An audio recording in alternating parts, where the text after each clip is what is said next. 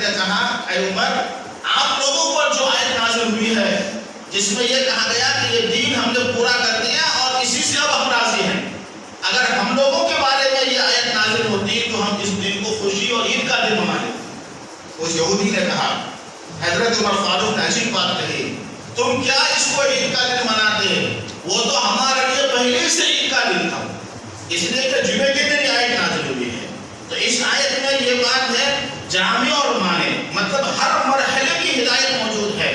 رسول اللہ صلی اللہ علیہ وسلم نے فرمایا جب زندگی گزارو تو کیسے وہ آپ کے اس پر باتیں کرنی ہیں، جب دنیا سے رخصت ہو جائے تو اللہ کے نبی نے فرمایا جب کوئی انسان کسی کا باپ دنیا سے رخصت ہو جائے تو حدیث میں آتا ہے کہ اس کے اولاد پر 5 طرح کے حقوق عائد ہوتے ہیں۔ حدیث میں ہے پہلا حق یہ کہ اپنے ماں باپ کے لیے کثرت سے استغفار کریں، ان کے لیے برکت کی دعا کریں، اور ان کے اوپر اگر کسی کا کوئی حق رہ گیا ہے